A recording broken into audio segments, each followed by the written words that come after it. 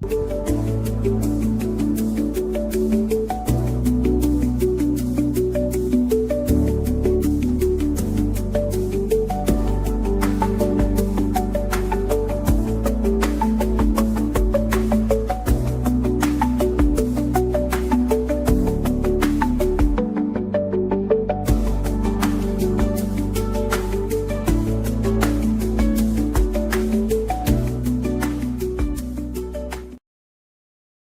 right, welcome everybody to the I guess it's the pre-draft or the draft week before the draft week episode of Under the Dome. I don't know. It's like I usually say Christmas Eve, like on December 23rd, but this is like the week from Thursday is the draft. So this is as close you can get to the draft when I was actually broadcasting the night before.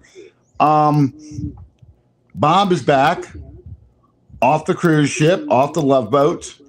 He said hi to Isaac for me, and he is now rested, I hope, and and ready to go to talk about the draft. You've been firing out articles nonstop since you came back, so I'm really impressed.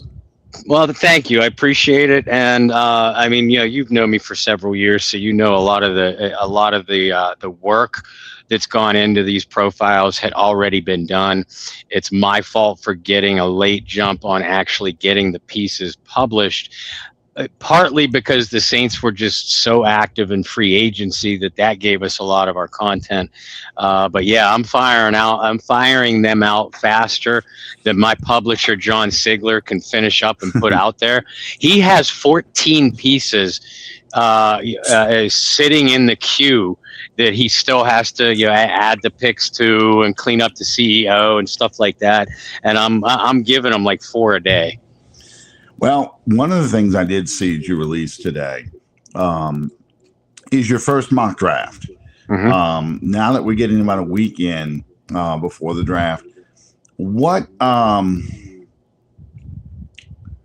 give me your, I guess, opinion about what have you noticed with the draft and the mocks that you've run, how players are falling, how players move. I guess I'm just wondering, when you made your choice, and we can go ahead and throw him up there, but when you made your choice of who you want to draft, who fell? I guess who surprised you it was falling? In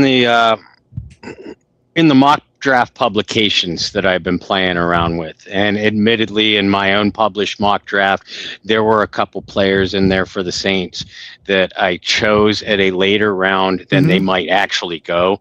But I look at it this way too, folks. Not everybody can be drafted in the second or third round. Somebody is going to fall. But as far as the first round, what I've noticed, consistent fallers have been Ruben Bain and Carnell Tate. Jordan Tyson is sort of all over the place, anywhere from a top 5 to down to 15, 16. Chris Bell is another one. I've seen him go as high as the mid-20s in the first round to back half of the second round. Wide receivers seem to be all over the place through the first 3 rounds. Once you get past your consensus top 3, which are in no particular order: Carnell Tate, Jordan Tyson, and Lemon from USC. After that, it seems to be a real scramble. For the next 3 to 5 receivers off the board. And like I said, the range Ruben Bain. I've seen Ruben Bain anywhere from second to the Jets to 18th. So I think it's real interesting. What's going to be real interesting to happen. What's going to happen with Ruben Bain on round 1? Because again, projections for him have been all over the place.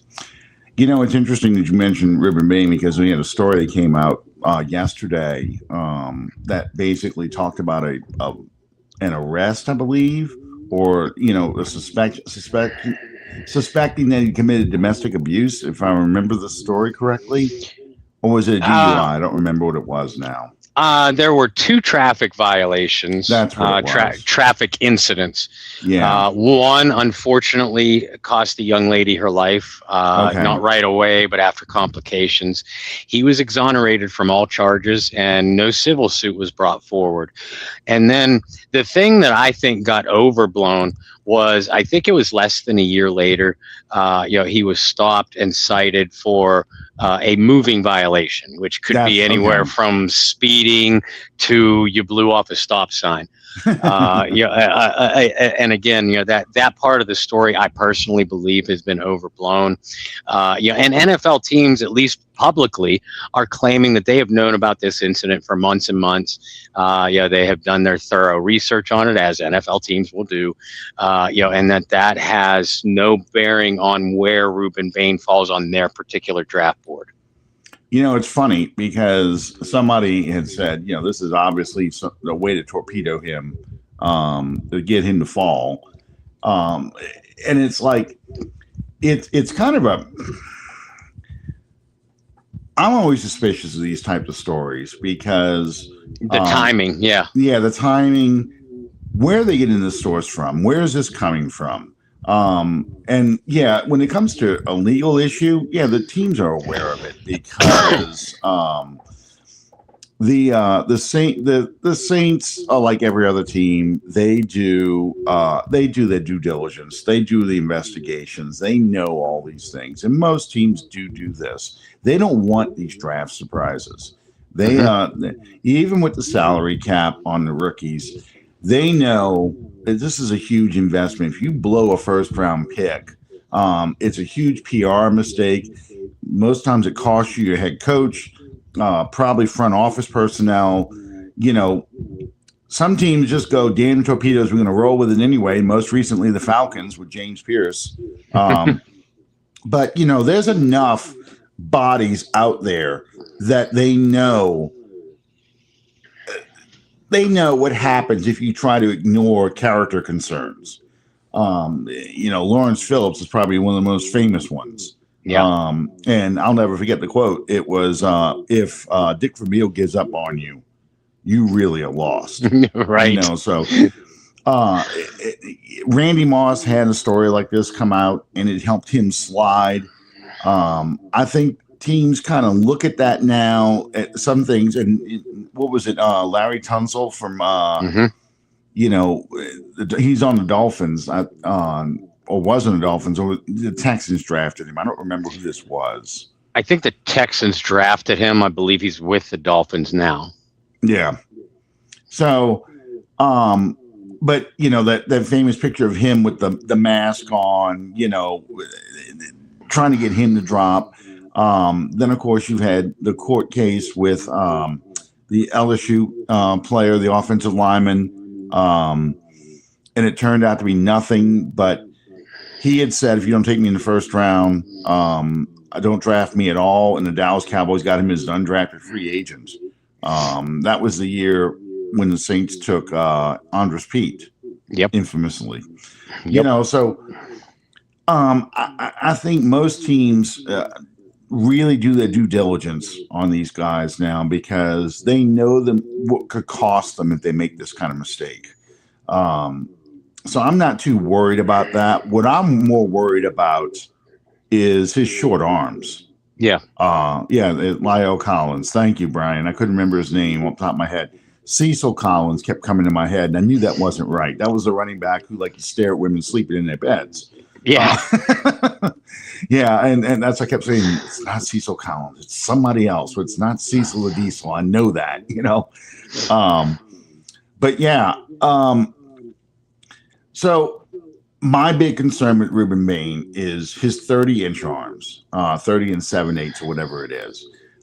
It'll be the shortest arms for a pass rusher to go in the first round. Some people like to compare him to Rob Nikovich, but Rob Nikovich had 32-inch arms, and the cutoff is supposed to be 33. And, that's not to say Bain won't be successful, but it's just that much more of a struggle, that much more of a risk to take Bain. And I'm saying this with you selecting Bain in the first round. So that's why I want to know if there was any surprises. Did anybody go early that you didn't expect to go early? In that range of the first round, Yeah. The cornerback from Tennessee, McCoy, that missed all of last year with the ACL, but has been burning up, the postseason workouts, with his measurables. He seems to be a consistent top 12, top 15 pick. Now, don't get me wrong. I think he's a talent. I think he's a first round talent. I can't see him going in that range with missing an entire season with injury, and B, as I will often do, breaking down his film, his pre-injury tape. I wasn't over the top impressed. I could see picking him in the first round. Would I use a top 15, top 12 pick on him? No, but a lot of these mocks, that's where he's going. Now, as far as my decision, for Bain, first of all, David Bailey from Texas Tech is my favorite edge rusher in this draft. Yeah, mine too. And a lot was made about Reuben Bain's short arms. Bailey's is only about an inch or so longer, and at least I think, if I'm not mistaken, on those measurables. But Bailey is pretty much, at least in these mock bots, Bailey is settled into pretty consistently being a top 5 pick. Yeah. So I look at all the names. I look at Tate. I look at Tyson. I look at the LSU cornerback. Obviously, if Caleb Downs or Sonny Styles is on the board, either one of them are so tempting. But I went with Bain because I believe that with or without Cam Jordan on the roster, and currently it's without, that edge rusher is the biggest remaining need on this team. I acknowledge. Well, I'll preface that with, I'm aware of the need at corner. I'm aware of the need at wide receiver, but I believe that this draft is deeper at both of those positions that they are at edge. Now, I'm pleasantly surprised, to say that I believe that there are a couple talented edge rushers that will last until the second round.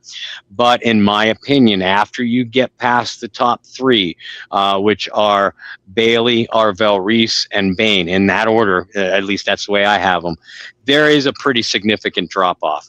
And, the Saints, I believe, recognize they need someone to complement Chase Young, to either force teams not to double team Chase on every play, or someone that's going to make teams pay by single blocking the other side. And like I said, even if you have Cam Jordan on this roster, you need an eventual replacement, whether it's sooner rather than later.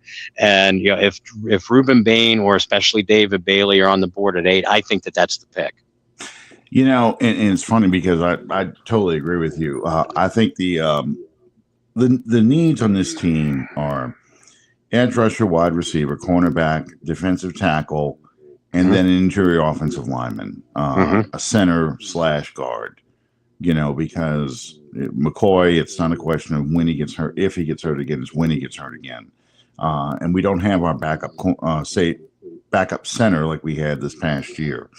But I'm not at the point where I'm going, okay, we're going to take a top interior offensive lineman at 8, especially. But even in the second round, it's tough because in the mocks that I've done, I've kind of felt that the issue that happens is a run starts on certain positions. And unless the Saints trade down, you're going from 8, then waiting to 42, going from 42 to 73. That's a long wait. And that doesn't even count 73 to 132, which is in the 4th round. Okay. Those are long waits. So if a run happens in between those picks, you really get stuck. Yeah. And it's tough for me to, even though I know there's depth, to not go edge, receiver, cornerback in those top 3 picks. Mm-hmm. Sometimes I flip it and I go edge, cornerback, receiver, but I get burned a lot of times on receiver because Surratt is sometimes there. Surratt sometimes is gone. Yes. Caleb Downs and Jeremiah Love, I think, are the 2 best players, regardless of position, the 2 best players in the draft. I agree with that. My problem with taking either of them, although I would love either of them, if that was the decision, what happens to, okay, if you take either of those guys, what happens to edge, wide receiver, cornerback, defensive tackle then? Because you took those guys at 8.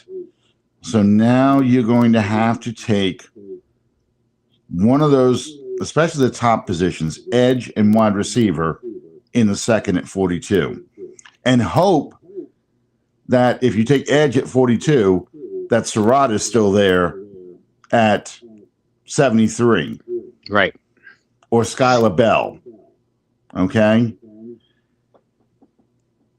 Now, if I choose to ignore my gut and say, you know what, I'm going to go grab, I don't know, a cornerback, a wide receiver off of free agency right now, because they got a lot of receivers sitting out there. Okay. And I take Juwan Jennings from the 49ers, for example. That's a hell of a gamble, because we've had 2 seasons where Olave's gotten hurt and not finished 17 games. We've had a season now where Vele, he didn't even really get any playing time until about midseason, and then he got hurt. So you're back to the Mason Tiptons, the Kevin Austins, and those guys you're going to have to rely on, because let's just say Polk turns out to be a good player after all in our system. Let's say that we have a healthy, who's a Tampa Bay receiver that we picked up? Palmer. Have a healthy Palmer. That's a big gamble, and it's also why I look at a guy like Jordan Tyson and I go, I'm really nervous about taking a guy like him, because on the one hand, he could be Randy Moss. Yeah. On the other hand, he could be damn Marcus Davenport, where every week we're reading an update from John Hendricks or Nick Underhill or Jeff Duncan or whoever it is, not seen at practice today. And we get the daily updates from, if Sean Payton was still the head coach, he'd be out there sooner rather than later. But in the case of Kellen Moore, I figured out his favorite word, process. It's a process. He's going through the process, and we expect him back soon as he goes through the process. He'll say process about 3 times. So I'm nervous about that. And Flavor Davis, I'm glad that somebody took my poll here. I said, who would you take in the first round? And he's got Downs, Tate, Bain, Omar Cooper at 4. So Omar Cooper is an interesting choice. Here's a mock that I ran. I took a picture of this because I couldn't believe this. Okay, Saints come up at 8. Here's the players that are on the board: David Bailey, Jeremiah Love, Sonny Styles, and Mansour Delane, all at 8. Now, look, if that's what happens, I'd be loving life. But if I'm doing a mock and those guys are all still there, I'm hitting reset because it's not a realistic mock. Yeah, I did hit reset. I just took a picture of these things because this is how it went. Raiders took Mendoza. Jets took Downs, which isn't ridiculous if you think about Aaron Glenn. Cardinals took Bain. The Titans took Reese. Giants took Tate, and then we had back-to-back offensive tackles. Cleveland took Maluga, and Washington took Freeland. So, my problem with this is I can't see Love getting past the Titans, No. honestly. And I also cannot see Washington taking a tackle at 7. No. Not if Bailey and Styles are on the board. The Saints' best scenario at 1 is for those 2 tackles to go in the top 7. Yes. That gets you your best options. But the tough part here would be if Bailey's gone, if it was Love, Styles, and Delane that were there and say one of those tackles, it would be tough for me. I would take Styles probably at that point because I could use him to replace DeMario. Yeah. And play in the position of DeMario and occasionally blitz him. Yeah. He doesn't fix my edge rusher problem, but I end up using came back from the Falcons, Ellis. I start using him more as a rotational edge. Stand-up edge. Between him and Granderson, and I think if that scenario happens, you put a premium on bringing Cam Jordan back. Yeah, absolutely. I don't care what he wants for 1 year, you give it to him. Mm-hmm. And you suggested that earlier is that that is still an option for sure. Yeah. For the Saints if they do bypass edge rusher on day 1, and a guy at that position isn't there that they still like in round 2. That's certainly a possibility. But again, that's in my first mock, and I have not decided whether I'm going to publish another one yet before the draft. If I do, it's either going to be on draft day or the day before. But again, I'm putting premium on both the present need at edge rusher and the immediate future need, thinking that wide receiver is deeper than what people think. And cornerback has this is the deepest cornerback class I can remember. Yeah. I truly believe you could still get a quality starter, in round 3, maybe even later. And remember, they got Quincy Riley last year in round 4. Now admittedly, I'm higher on Riley than most people. I was coming into the draft last year too. And you remember that. Yeah. But he's at the very least, because I also look at the positions. You mentioned Polk, you mentioned Vele, and while both are certainly unproven, and hell, I mean, they got first they got to prove that they can even finish a complete season, let alone be productive. But we know this: we know the team really likes both. Yeah, they wouldn't have traded for Jalen Polk knowing he was going to be out for the year if they didn't really like him. In the secondary, Riley and Kool-Aid, even if you dislike them, you have to admit that they at least make competent starters. And they brought back Blackman for a reason. I thought I was really excited at the Blackman signing last year, and then he went and got hurt. If he could stay healthy, he gives you a little bit of that slot mix that Alante did. He's not the versatile chess piece that Alante Taylor was, but Blackman does give you some versatility, allows Sanker and Reed to play more traditional safety spots. So again, if you told me that there was one position that the Saints were absolutely not going to get in this draft, at least in day 1 or day 2, I could make a case for the team being content-ish with what they have at wide receiver and cornerback. But edge rusher, you just use the example of Sonny Styles. If you get Styles, that still gives you a bit of a solution at edge rusher. Because like you said, you can blitz Styles like you did with DeMario on the inside. You can mix in some outside reps with Ellis, and you can use Granderson and hopefully bring back Cam. So you still have a solution there. Yeah, it's really tough because it's tough to pass up, players that are just heads and shoulders above everyone else. And, Jeremiah Love again and Downs probably both fit that role. And I think Jeremiah Downs on this team would be a tremendous asset. I don't know what would happen with Kamara in that scenario, but that's probably so. Truthfully, yeah. But Love and HN, you've got an inside and outside runner, and that helps your defense actually because you're controlling the clock. And then in the other scenario we just talked about, let's say that they go get Downs, and you now have Blackham, Reed, Sanker, and Downs in the mix. Downs could drop down in the box as your strong safety. He could also be your cover safety. It gives you a lot of flexibility. Then that you don't really need to go get that cornerback right away.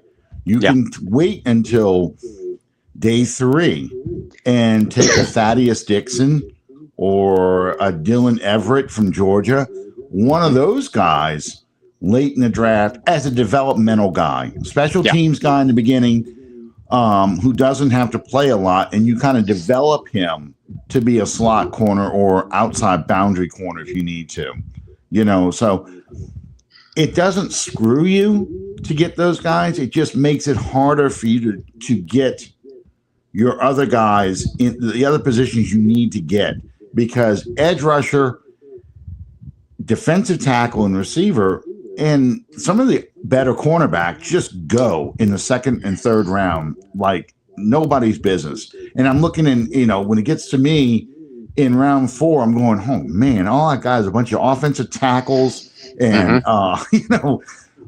mediocre, undersized linebackers, that kind of stuff. So yeah, it just bugs me. And Brian, I agree with you here. Yeah, Bain is a good player. I don't want to take the risk. He's a perfect fit for the Rams. Great D-line culture. I think he's a good fit for the Rams because he is not expected to be the edge rusher. You've got number 3, the guy who waved to the crowd.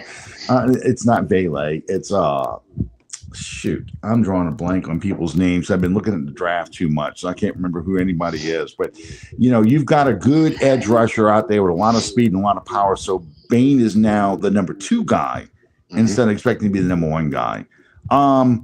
Okay, so we've kind of talked all about the first round. Who do you have going in the second round? I love Christian Miller. I'm not going to lie. I mean, I look at him. I wish Calvin was here because Calvin's probably him and the Florida guys is his 2 favorites. But I love Christian Miller. Lee Tucker from Texas Tech is a good one. That's a traditional nose tackle. That is the old school 3-4 nose tackle who can also rush the passer. The Florida guy slides a lot because he injured his foot at the Banks. Banks, yes, thank you, Caleb Banks. He slides a lot because he injured his foot in at the combine. But it's tough to pass up these top defensive tackles that all are there at 42. But I know who you went with, and it's the guy I think most Saints fans have been checking off their checklist every time. You went with? I went with Chris Bell, the wide receiver from Louisville.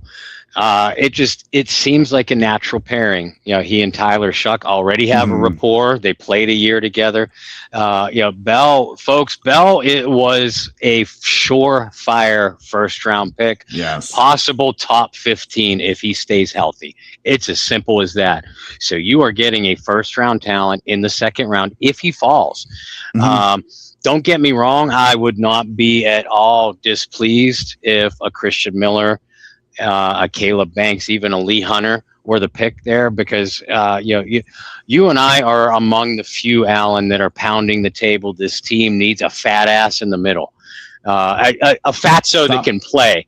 Stop the run, tie up the blocks. Yes, you picked up the 5th-year option on Brian Brzee. Remember how when we got Norman Hand, what happened with Leroy Glover? I'm not saying he's Leroy Glover. I'm just saying when you got a big guy tying up a couple blocks, so he now has a one-on-one blocking, he is going to win most of those battles. And it also helps your edge rushers too.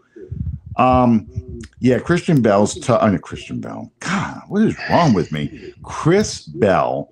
Um, he's your X receiver. He fits what you're looking for. I know Underhill did a story. I just read this a couple days ago, um, going through all the top receivers and which ones fit what Shuck likes to do and everything else. And, you know, I get it. He's pushing Tate and he's pushing Tyson in the story, which is fine because I think both of them are great receivers. Yeah. I just don't think Tyson is good for 8, and I don't think Tate is going to make it to us at 8. I don't want to trade up for him. Okay. If I'm trading up for somebody, I'm trading up for a David Bailey. You know, that's who I would be trading up for. But I think Bell just fits everything you're looking for. He's a big physical receiver, great hands, good, not elite, but good speed for a big guy. I mean, he's built like a fullback, really is. He's got a broad chest, broad shoulder.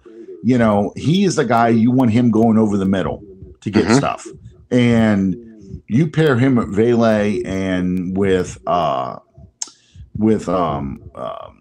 Olave, I think that's a good trio there. And that way you can start working in Polk and Palmer and some of those other guys as your 4th and 5th receivers. It gives your offense a lot more weapons to fool with. Yeah, it does. And I think again, we both just agreed that Chris Bell is a certain first round type of talent. But I do think day 2 is where the Saints, unless they are in love with Tate, Tyson, or Lemon at 8, then again, I think defense is the pick there. And the receiver, it gets addressed in day 2 because you're talking not only Bell, Casey Concepcion, Elijah Surratt, two guys I love each one of those guys. Yeah. Denzel Boston. I'm not a big Boston guy, but I like him. You mentioned Skylar Bell from UConn, probably more of a 3rd round pick. Bell is. Jeremy Bernard from Alabama, Chris Brazzell from Tennessee. And there's a few other dark horses that were original day 3 projections that are now getting some day 2 love. I just think there's so much receiver talent that are going to be available in rounds 2 and 3. Jeremiah Love, not Jeremiah Love. I'm reading comments and stuff like this as I'm looking. One of the things that these receivers, it all depends on what you're looking for to get them to fit in your system. Yeah. Okay. My problem with any receiver at 6 foot or under is they're probably going to be speed guys and slight builds. That doesn't mean they can't be successful. And that's one of the issues I have with Lemon. I think he can be very successful in the NFL. But I don't know if he will be successful in the Saints system because how do you use him? Where are you putting him? Are you determined to make Olave the X? And I don't think that's a good idea. Are you going to try and make Vele the X to put Lemon at the slot and sometimes the Y with Olave flipping in those positions? That's the hard part. That was the problem. It was a good problem to have, but that was kind of the problem they had with Olave and Shaheed. Is they both kind of did the same thing. Shaheed wasn't as good of a route runner, and he was faster, but they both kind of did the same thing. So we both want Bell in second, but Brian asked a great question. Why have the Saints failed so miserably in having an actual zero technique, a true run-stopping fat ass, and Bo Davis is the D-line coach? Right. but we should get better. And I think a lot of it is the fact that Dennis Allen was the defensive coordinator before. So we're just starting to try and put together, a defense where a guy like him could fit in better than what Dennis Allen wanted, when Allen seemed to want athletic giants with great speed to come in and play, defensive tackle in his 4-3 scheme. Yeah, exactly. Yeah, you're talking about a Saints defense that is undergoing a pretty major schematic change from Dennis Allen to Brandon Staley. And remember, folks, and Alan, you said this before. This coaching staff, the entire coaching staff, got a late start on last season, this season's scouting and personnel pursuits, because they couldn't be brought on board until after the Super Bowl. So I think that this offseason you're going to see more of a fingerprint, especially on the defensive side, with what Brandon Staley wants. And what Brandon Staley wants is a big space eater in the middle, is an athletic guy at one edge and a power guy at the other edge. Well, you have your athletic guy in Chase Young, Reuben Bain. We talk about one thing that Bain will bring on the edge is power. And now we're talking about, okay, well, where's the space eater in the middle? They scrambled to try to trade for Devon Godshaw because on paper, Godshaw should be that guy. He isn't. He's just he's not a bad player. He's no more than a rotational piece at best, though. If you told me that the Saints were not going to draft a receiver in the second round and they were going to get that space eater, it makes a lot of sense because of everything that we just said. Oh, you would figure if let's just say, for the sake of argument here, the Saints take Bain at 1 and then take Christian Miller at 42. Okay, the second round pick. You've just rebuilt your defensive line with 2 moves. Okay, you helped your cornerbacks out with that because you're expecting those guys to produce right away. Now you haven't addressed your offensive problems yet, but you have upgraded your defense with just 2 draft picks, assuming those guys both are the kind of players we think they should be. Right. So, it's tempting to have that. It's really tempting to do this. And I'm telling you, I can't tell you how many times I've traded down, which the Saints don't do, but I've traded down. And like the most recent draft I did, I traded with the Jets and the Cowboys both. And I went from 8 to 12 to 16. I got Jordan Tyson in the first round. I took the shot and took him. But in the second round, I got Miller, and then I took the cornerback from San Jose State, Chris Johnson, who I believe you have coming up in your draft, your mock you did. And then because I moved up from 72 to 61 in the third round, I got the edge rusher from Oklahoma,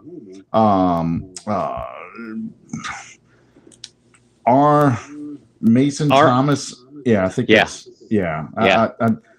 Matthew my son has me in my head. He is J. Jonah Jameson. He needs to have 3 R's in his name.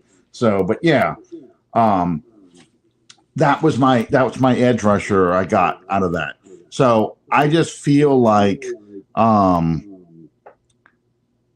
Joey Bosa would be interesting. I think a guy like the problem with Joey Bosa is how many games is he good for? Right. Before he gets hurt. That's probably a guy you look at bringing in around mini camp time, kind of like what we did with Justin Blackham. Just to get an idea. Okay, no one's really going for him. Let me get him in here, see if he can help me out. I can probably run a few snaps out of him as a third down specialist, and maybe do something with him on that. But anyway, so that was me adding picks so I can build my team up with the top players before the runs happen. Okay. And edge rusher, the runs happened. So that's why I ended up with the Oklahoma edge rusher, who wasn't a bad guy. He's not he's a little undersized. He's strictly a speed rusher right now, but I can rotate him in as I get him in an NFL weight program and see if I can get his weight up to around 250. Mm-hmm. 245, 250, somewhere around there. So he has some mass to him, so he can take on some more blocks. But the Saints aren't going to do that.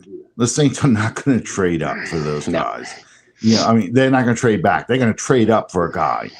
And my worst nightmare is the Saints sacrifice both 4th round picks to get a 3rd rounder and maybe, I don't know, burn a future asset to get an extra 2nd rounder and end up with like 5 picks, something horrible like that. Do like Bum Phillips and get rid of all your picks on day 3 and go to the track. Just that kind of thing. That's what I'm really worried about. So who did you take in the 3rd round? Well, I went Chris Johnson, the cornerback from San Diego State, a player we both apparently like. Yeah. I took my edge rusher in the 1st round, so I went into day 2 thinking I need my receiver, I need my cornerback. Not necessarily. At that point, you look and see how the board is playing out. If you start to see corners run first, then you grab that and wait on receiver. In this case, I went vice versa. Chris Johnson, obviously San Diego State, not exactly a powerhouse. And by the way, I was looking at Keontae Scott from Miami or D'Angelo Pons from Indiana, 2 corners I really love here too. If you could give me a Chris Johnson, a Keontae Scott, or a D'Angelo Pons in day 2, I don't care which round, I'm coming out of here a happy guy. But I went Chris Johnson specifically. I think he's a ball hawk. Excellent natural ball skills, brings the scheme versatility of off-ball coverage, and nice agility in man coverage as well. I think he's an immediate number 3 corner, and could really potentially push Riley for that number 2 spot. What do you think about? There's 2 corners that I'm somewhat interested in. The corner from I think it's Michigan, Keith Abney. Let me look. I got my book out. I got my book here because I'm old school and I like having a book in hand. Let me just make sure I'm saying this kid's name right, because after a while, everybody's names start blurring together. Oh, tell me about it.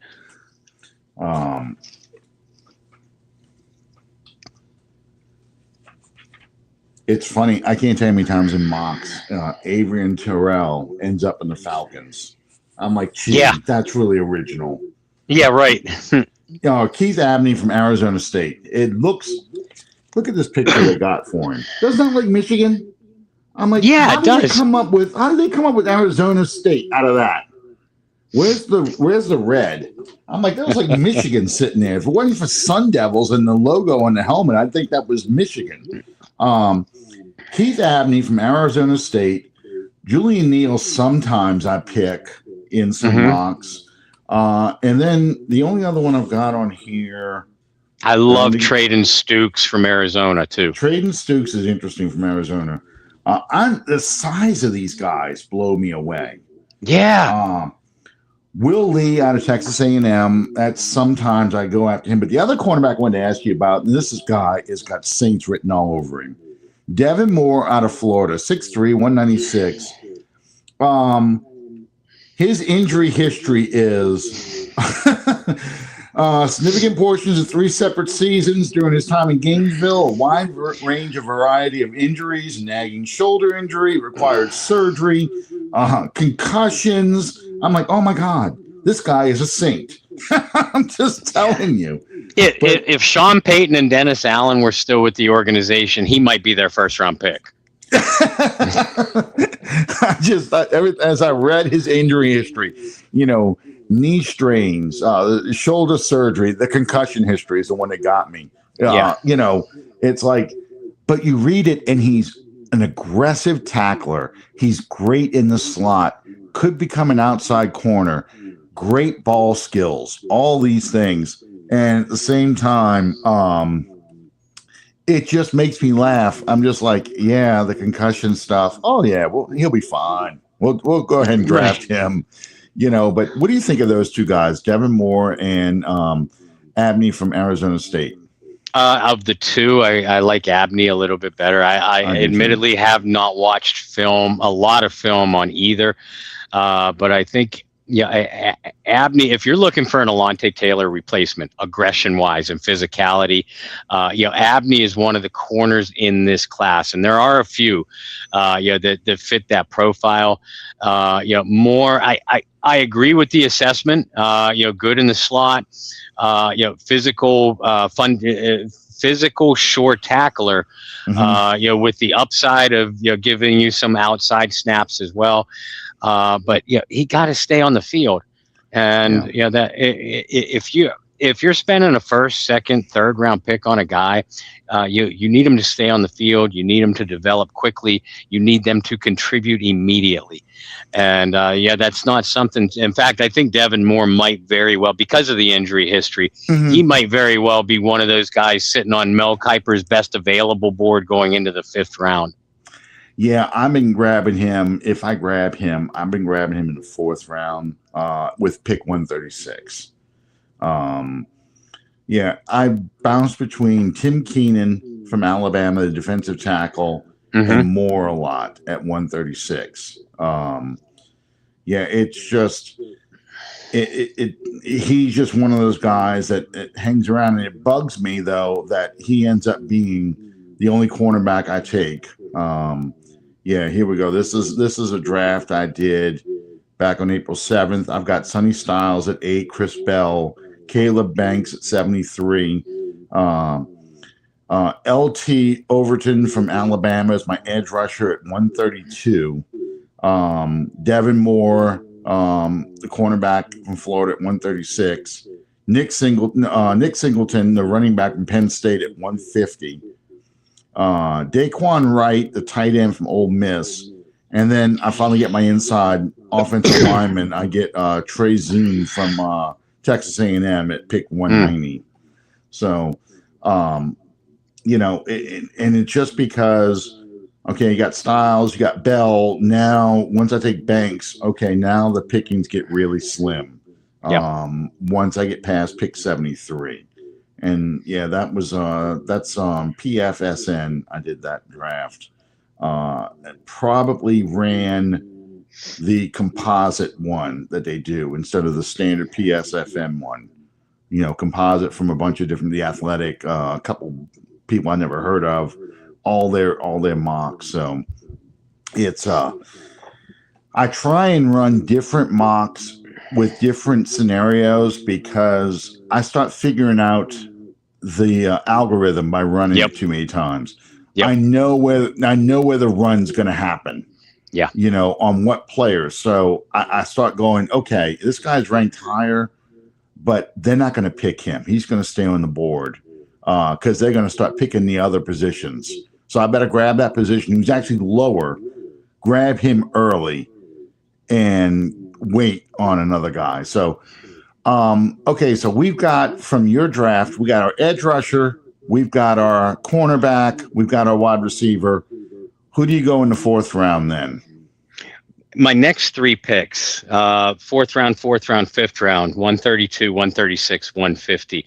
I went into these with the mindset of, and I'll tell you folks, every mock draft I have done this offseason, I go in with the mindset of I want two wide receivers. I want one early and I want one late. But I still need my wide body and I still need my interior offensive lineman. So I with the different mocks that I played around with, I played around with some different scenarios, and like you said, I was started to watch for when the runs would happen. Mm-hmm. But in the mock that I published, I took my second wide receiver maybe a little bit earlier than what I had originally anticipated at 132 in the fourth round. I went in. I love this kid. Dejon Stribling, the wide receiver from Mississippi. Man, do I love this player. And my explanation was in my very first sentence was, if you think the Saints don't need two wide receivers out of this draft, then you didn't watch who Tyler Shuck threw the football to last year. That's why I went into every mock draft thinking Bob Rose, GM, want 2 wide receivers. I want one early and one anywhere from the mid rounds to the late rounds.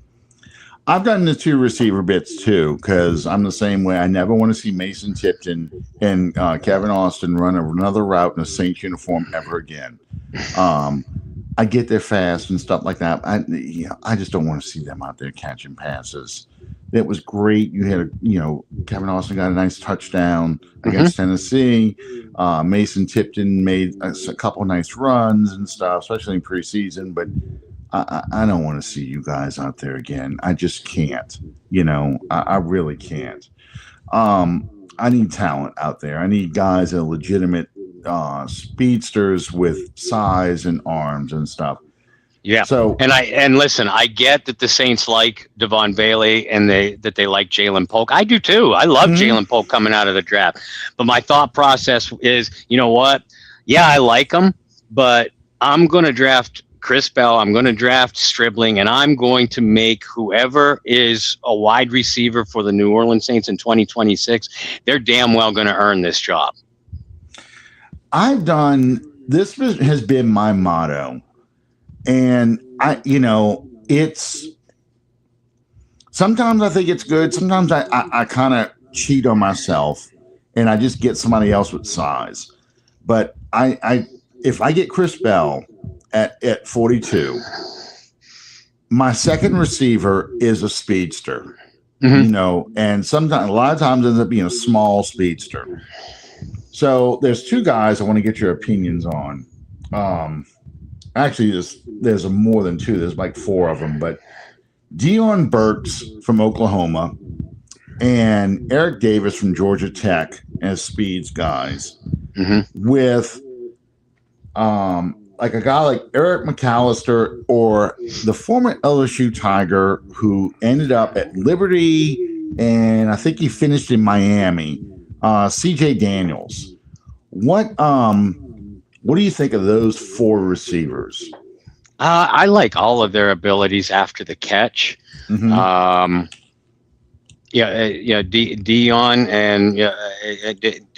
a pretty nice route runner.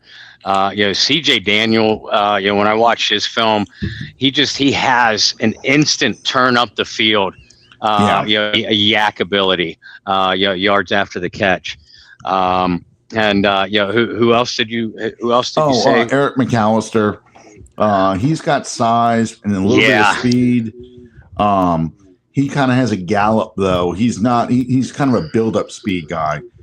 Which is why he's rated so low. But I like McAllister. What I'd like to see from him is, because of his size, I'd like to see some more physicality in traffic. If I'm going to draft that kid based off of his frame, he's going to have to show me he could be a Marcus Colston, a Michael Thomas guy, and make the catch consistently when there's 2 or 3 guys draped off of him. Yeah. And then the last one is Eric Davis, who's kind of a lot like Burks from Oklahoma. I think he's 5'11". Burks is like 5'9". Burks is like bringing in Deontay Hardy to me. And I'm looking at them more as kick returners, I guess. And I was going to jump in with that. And listen, I realize in my mock, so far we have Chris Bell, we have Stribling. Neither one of them are kick returners. By the way, I kind of addressed that issue later on. At least with a kickoff returner. The only thing I felt like I swung and missed on this mock is I didn't get me a wide receiver that can add value as a kick returner. So if the Saints are going to come out of this draft with 2 wideouts, I do suspect it's going to be tilted more towards what you said, as that the second guy, unless the first guy is Zachariah Branch, who we know they love, that one of these 2 guys, are going to be at least the favorite, for the kick/punt return job going into camp. Flavor Davis brings up Malachi Fields, and in the beginning when I first started doing these mocks, Fields was there a lot. Fields has been going earlier and earlier each time. It's hard to get him in the third round now. He ends up going either at the top of the third, bottom of the second. So there's some excitement or some interest in Fields. That he's not a hidden gem anymore. Another guy, Jeremy Bernard, the kid from Alabama. He for a little while he was bottom of the second, top of the third when it first started. I think people were looking at him more and more because I figured at first they were kind of looking at him like a Deebo Samuel kind of guy, a more of a gimmicky receiver that you're going to try and run jet sweeps or maybe line him up next to your running back, in like your quarterback's here, he's here, and then your running back's here, kind of like a T, and you can, run inside plays and stuff like that with him.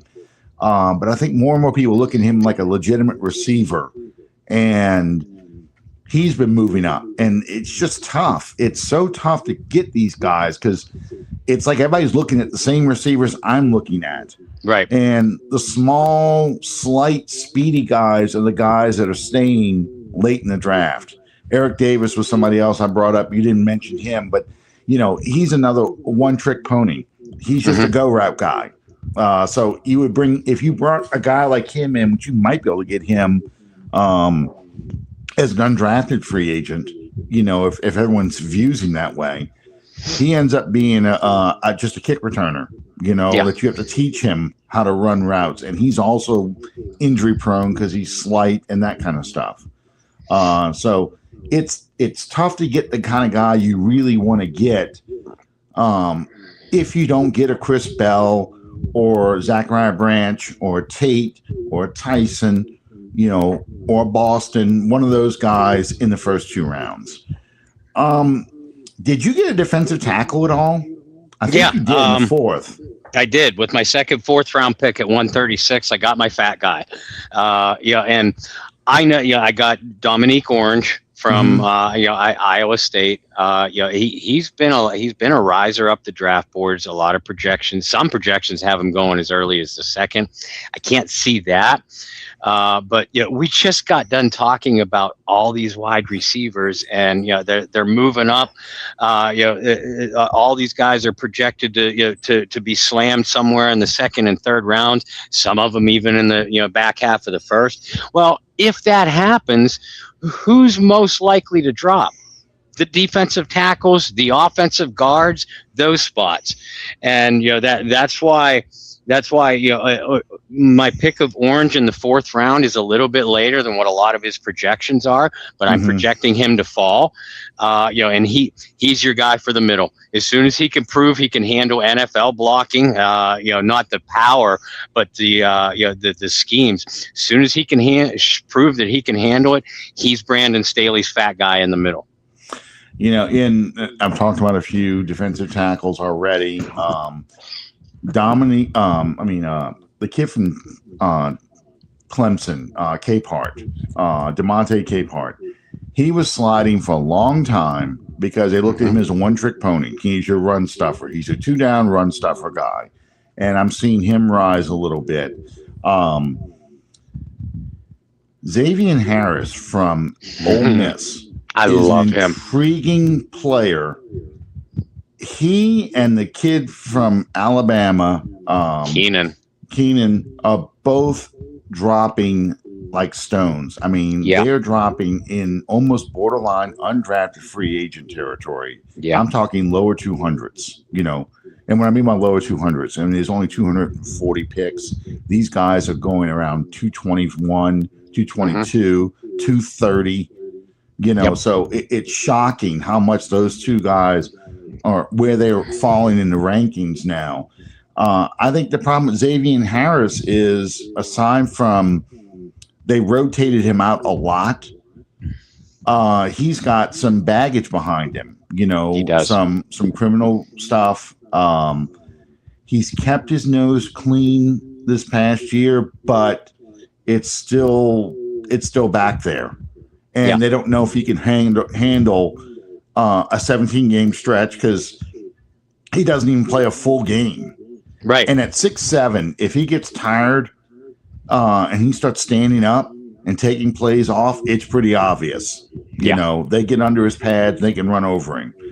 I don't know why the Alabama kid, Keenan, is sliding as much as he is, other than the fact he's just dependable.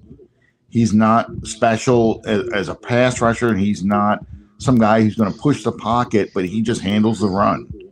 So, Keenan and another kid, Barrett from South Carolina, fits a similar profile, and they're always going to be mid to late day 3 picks in mock drafts because they don't rush the passer.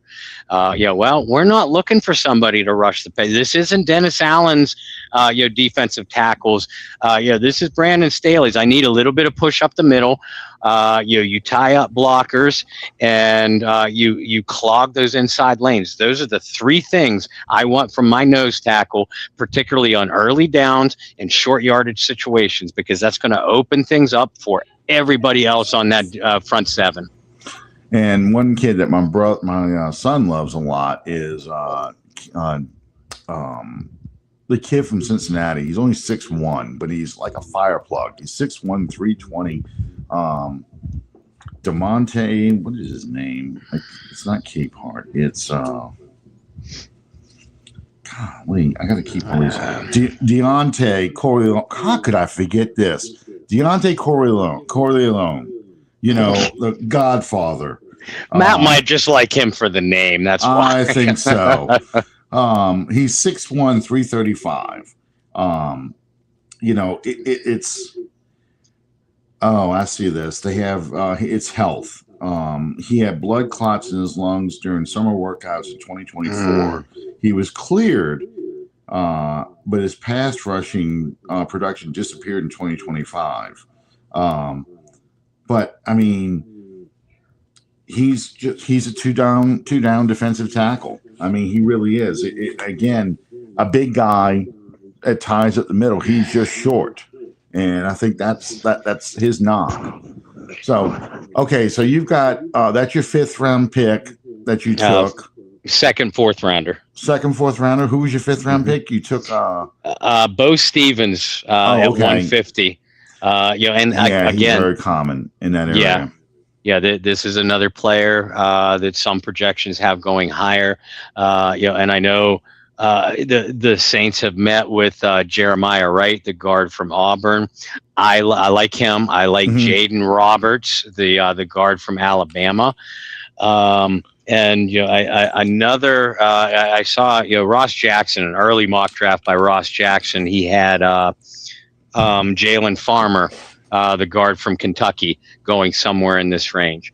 I think that this is the range. Either your second, 4th rounder, or your 1st or 2nd, 5th rounder. I think that this is where the Saints get their guard.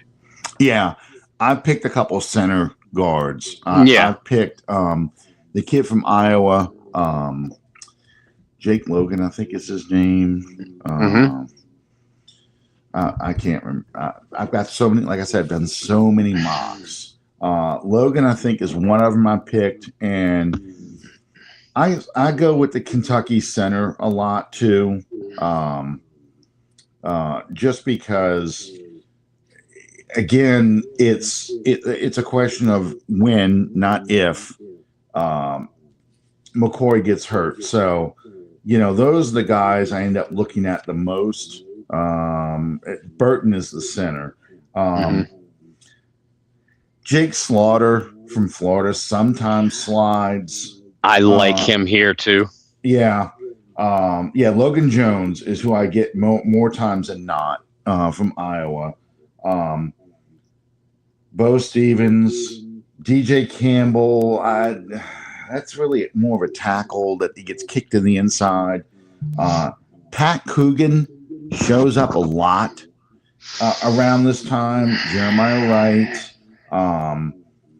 And like I said, I start looking at center / guards, guys that can play center. I look at those guys a lot.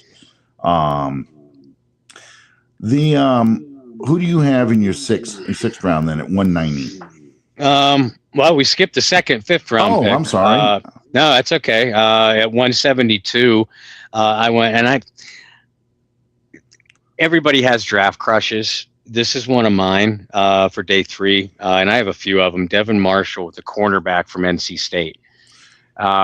That's an He's interesting one. he's a slot guy. He has real good ball skills, really aggressive, a little bit undersized, but he plays physical at the point of attack. Now again, do the Saints need two cornerbacks out of this draft? No, they need one. Mhm. This was more of a luxury pick. Hopefully, this is a kid that would if drafted here, he'd have to make the team based off of special teams, and maybe contribute in sub packages. But yeah, I mean, you click on the film of Devin Marshall, and you can't help but like his game. It's funny because you're talking about the second, fifth round pick. I've gone everywhere from tight end, which I don't think you've got at all in your mock. Mm-hmm. But I look at tight ends, and then I also look at safeties here. Mm-hmm. And sometimes safeties are, you get tremendous value out of a safety that might fit your scheme in the fifth round here. Because the cornerbacks may have all gone, but you've got a couple of good safeties that are just hanging out there. Some of them are just primarily ball hawk, don't have much size or weight on them, so they can't play down inside. But they're guys that run a lot of zone coverage and can play that high safety. They really like, there's a lot of that kind of stuff out there. Tight ends, it's interesting because I liked Oscar Delp a lot. You're talking about draft crushes. Well, Oscar Delp was one of my draft crushes. A lot of people apparently have now developed a draft crush for Oscar Delp because he's not available much anymore. Right. Pisses me off because I used to get him in the fourth round all the time, and I can't get him there anymore. So now I end up looking at guys like the kid from Utah, Darren Waller. I'm sorry I keep going back to my books, but my books just keep me from going insane and confusing names because I want to start merging other people's first and last names. But Daquan Wright from Ole Miss is another one I look at a lot. Bentley. Where's my other one? Where is he? The Texas A&M guy shows up every so often too. He's kind of late in the draft. That's usually my sixth round pick is the tight end there. But I'm looking for guys that can block and also go out with some passes.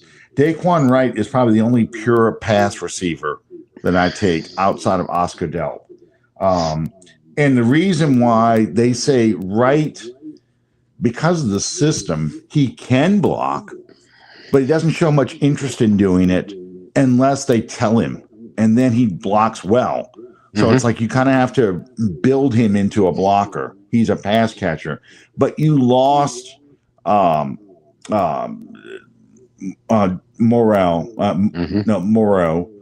from LSU. You lost him in free agency.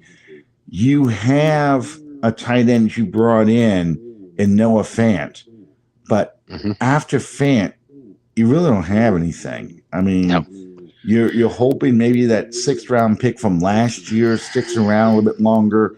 Jack Stoll is another guy, and it's a lot of undrafted guys. I'm kind of looking for a guy who can be an inline blocker for the 12 personnel, and then you can switch over to an 11 personnel with the tight end, but just a guy who can just run block and can go out for passes. Not somebody with stone hands, but somebody who can actually go out and catch a pass. And that's kind of how I'm looking at this. If the Saints draft a tight end this year, it will be somewhere in this range, I think, and it would certainly be a player that's more of a blocker, more of a traditional old school, yes, because they have Fant, they have Juwan Johnson, and I'll tell you, typically, and you and I have similar mindsets when it comes to the Saints and tight ends. Typically, I do have the Saints drafting a tight end somewhere in the 3rd or 4th round. Since I don't, this will be the year that they will. Oh, of course. Of course. Brian, to answer your question on this one, I don't know. I don't think he is, but the Saints apparently do, and they're keeping him. I think their attitude is it's the players, not, and this is how they approach special teams. It's the players, not the coaches right now, and they want to replace the players, which on the one hand isn't a bad idea because you're trying to build players that fit your system now, and the Saints have not drafted well traditionally since 2017. So I can see that argument. To me, the problem comes in, okay, you're letting these guys go, replacing these guys. Are these guys getting better that you've got out there? I don't know yet. Let's see what happens. I'm giving the offensive line coach another year to see if he can get better. You've got better running backs. You got Edwards in there now. Be a left-handed team. Be smart enough to run left-handed, behind Edwards and Banks. Get a tight end that can block, and then you kind of fix that problem. McCoy and Ruiz seem to be the weak links right now, and McCoy only because he's injured all the time. They've got some bodies at wide receiver, at right guard, center. Let's see if they can get somebody who can push Ruiz out the door. I don't know if that guy's going to be here yet. Some people say he might be Jeremiah Wright, some of these other guys. I don't know if that's going to happen. It'd be hard for me to envision a 5th round pick pushing a former number 1 pick out the door. You can't anoint a 5th round pick as the replacement for a 1st round pick. You're exactly. I want Cesar Ruiz off this team as bad as anyone. But you're not going to draft a guard in the 1st or 2nd round. Unlikely to do so because on paper your line is set. If a Bo Stevens, and I mentioned that because he's in my mock, but if Bo Stevens or Jeremiah Wright or whomever, you grab him 4th, 5th round. Maybe it's with an eye on, okay, I need this guy for my depth, whether it's a center or either guard spot. And if he outplays Cesar Ruiz, then we move on we finally move on from 51 at the end of the year. Yeah, I just don't see them doing it as a rookie. You might find a Carl Nicks. We got Carl Nicks in the 5th round. Right. You might find a guy who is ready to take over as a rookie and be an all-pro. But right now, I'm anticipating a guy that you're going to have to kind of groom for a year, give him an NFL weight room, you work on his technique and get him to play at that position for 2027. Bob, did you have a 6th round pick? I did. Again, this is a player that a lot of people think will go way higher than this. And I acknowledge that he probably will. Nick Singleton, the running back from Penn State. Oh, I love that kid. I make no secret of the fact that I love both Penn State running backs, Katron Allen and Nick Singleton. Of the two, Nick is the more explosive player. People don't realize this, but Singleton is a hell of a kickoff returner too. A legitimate home run threat. So I got my kick returner too. I realize the projections have him going higher, but the projections have so many players going higher now. Somebody's got to drop, guys, I think the Saints. I would be shocked if the Saints did not draft a running back somewhere in here. You got the signing of Achane probably eliminated the need to do so at in the 1st round, probably the 2nd round too. but a day 3 pick, whether it's early on or later on, you have to bring someone in. Alvin Kamara's status is highly in question beyond this year. Devin Neal, I like him. We know that they like him, but still relatively unproven. I think you have to bring in another guy to at least add competition for the room. Yeah, my attitude is Mike Washington and Nick Singleton are the two fastest running backs. Once you get past Jeremiah Love, they're your two fastest running backs probably in the draft. And both of them are big guys who can run inside. I said one of the problems that you had with this team, and we really didn't see it until Neal and Estime were playing, is you never had somebody who can consistently run the inside zone plays. Right. This is what Kendre Miller was drafted to do. Kendre Miller occasionally would hit those plays, but once again, he got hurt. And my attitude with it is I want somebody else in there who's going to run those inside plays, but also can break it.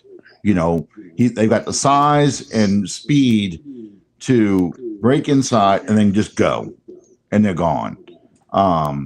Make a 3-yard run into a 25, 30-yard run. Yep. And I don't know, Mike Washington's problem is he puts the ball on the ground, but all his other skills would have him be a, first or second round pick. I think Singleton, he hurt his foot and he struggled last year, but you could also say, hey, you fired your head coach. Your quarterback really fell apart on you. A lot of things went wrong, including you. So that may be why you didn't produce the way you were expected to produce this year, and you might be a benefit of this, him falling in the draft as late as he's going to. Yeah, and that's why I think of the two Penn State backs. That's why I think Singleton will be the one to fall, because Katron Allen continued to play hard. He ended up putting up about 1,200 rushing yards, even with the mess that Penn State became. And he's Katron Allen. Katron Allen gives you the higher floor over Nick Singleton, but Singleton has such a high ceiling because of his explosive nature. Again, he can return kicks. Now he's not going. If he ever earns a feature back row, he's not going to be your kick returner. But until that day comes, and listen, the Saints have had, as so much success with late round running backs, late round receivers, and undrafted guys at both positions. And I just from every single mock draft that I do for the Saints until the end of time, I'm going to take a late round running back or wide receiver. Yeah, I looked at several of them. I looked at the Nebraska kid, the Clemson kid. All those guys, as people late in the draft as a running back. And I think they will take a running back because, again, like the receiver room, look what you had at the end of the season running for you. In Estime, you had, I forgot his name now, the guy who just could not get out of his own way. He was somebody that picked Evan Hull. Evan Hull? Yes, Hull. Devin Hull. I mean, you just – Estime ended up being the best runner out of the group, and I think Estime is a guy that's great if you pull him up practice squad and play for you for a little while. But I think you run into problems if you start relying on him for 17 games. So I want somebody to challenge Kendre Miller. I don't think Miller makes this team past training camp. I'd be shocked if he did. He would have to he'd have to have a special preseason. He would have to look like, I'm looking at Walter Payton running right now. I'd have to see, he'd have to be like a Walter Payton kind of preseason when he's just blowing, not going down, just really bouncing off of people. And even then, I think it would be hard pressed for him to tell him where to go. Yeah, I'm going to trust him as my number 2 guy. I just can't see it. And I think it'd be a mistake to rely on Estime for HN, that guy to be your 25 carries a game inside and outside runner. Yeah. I can't see that. Yeah, and listen, that's the mistake that they made the last couple of years with Alvin Kamara. Yeah. Yeah, and don't get me. I still believe that Kamara is going to be a Saint in 2026. I don't believe he's going to be a Saint beyond that. No. But you look at your running back room, and you have Achane and you have Kamara. That's a good 1-2 punch. Yeah, and if you add a Singleton or whomever, as a day 3 pick, the worst that's going to do is make Devin Neal and Kendre Miller earn their jobs as the 3 and the 4 backs. So that makes your running back room better.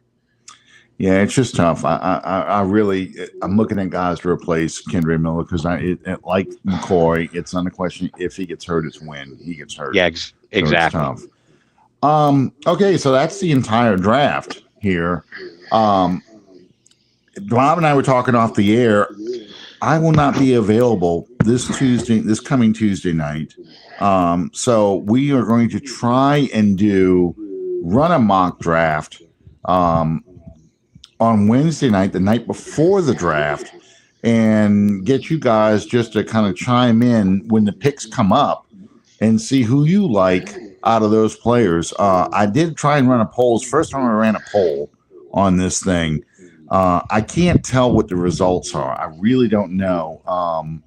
Let's see if it tells me. No, it doesn't tell me the results. I wonder why it doesn't give me the results. Oh well.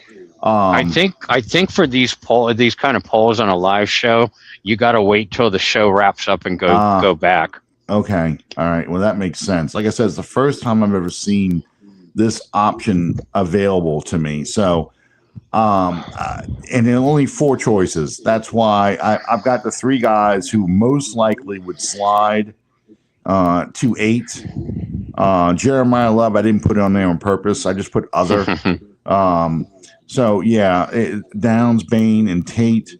I know a lot of Saints fans would love to get Tate. I don't know if he's going to make it. He is a guy I will watch to see if he slides because there's 2 teams I can see taking Tate. The Titans being one of them. If he gets past those guys, if Washington passes on him, I think Tate's the pick. But Washington's the last place, the last team I can see going after him, even though they've got McLaurin as their receiver. I think they just need somebody else to help out on that offense. So we'll see what happens. Like I said, the big thing on the first round is where do the 3 defensive edge rushers go? If those edge rushers go early, that's when you can see a receiver go early for the Saints at 8. Bob, do you have a Bayou Blitz coming up this week? Alan, I think so. My co-host Brendan has had some scheduling things going on, and I know he's trying to cram in as much work as he can. Knowing that we're going to do our yearly Bayou Blitz draftathon, through all 3 days of the draft. But I haven't heard from him this week, so I'm tentatively planning on doing a show tomorrow night, running live at 8. Good deal. Well, as usual, I will be available Thursday and Friday night. I will not be available Saturday night, but but I will be available Thursday and Friday night. So I'll be glad to join you if you want me to come on in and 100%. So 100%. I love when the 3 of us get together. Tyrone Hughes and I were talking on the trip. He's not going to be able to join us for the first round because he does stuff with Ken Trahan. Tyrone, the last couple years, has sat with us throughout most of day 3, and we're hoping to be able to get him to chime in, somewhere on the second night also. I'll tell you, and I've told this story many times. Tyrone Hughes and Jimmy Graham are the only 2 players in the nearly 40 years. I cannot believe I'm saying 40 years. Nearly 40 years of draft watching I've done are the only 2 players that I nailed as guys that I wanted the Saints to take. The rest of them are all like, okay, yeah, that's a good player. That's, a player I like. But guys that I've had draft crushes on. Those are the only two guys I've ever gotten right. So, all right, Bob. Well, thank you for sticking with us. This long show went almost an hour and a half, but it always does when we do the draft. When it gets draft time, it's just going to be long. And I know you got to get ready for the draft marathon a week from Thursday.